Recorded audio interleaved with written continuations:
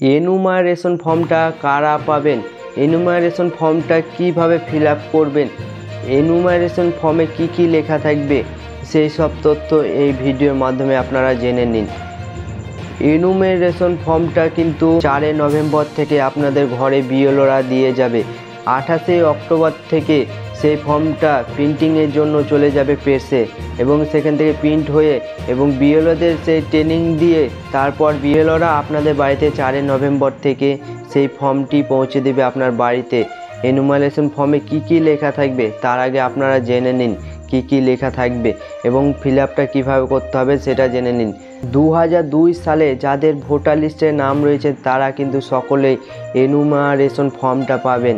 SIR 4 November থেকে 4 December পর্যন্ত চলবে এসআইআর এবং এখানে publication or draft electoral rolls এখানে কি বলছে 9 ডিসেম্বর মানে আপনাদের খসড়া প্রকাশিত হবে, মানে আপনাদের সাধারণ ভোটার লিস্ট প্রকাশিত হবে 9 ডিসেম্বর এবং তার আগে কিন্তু আপনাদের এনুমারেশন ফর্মটা জমা করতে হবে।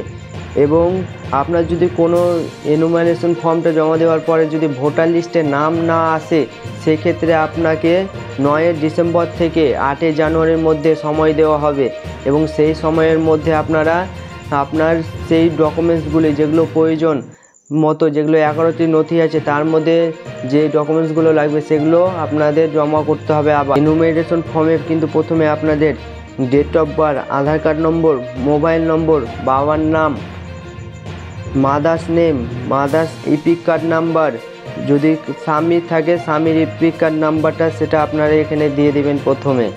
মানে এটা আপনাদের নমুনার জন্য ফর্মটা আপনাদের দেখাচ্ছি। এবারে আসল ফর্মটা যেটা অরিজিনাল ফর্মটা সেটা আপনাদের বিএলওরা আপনার বাড়িতে দিয়ে যাবে।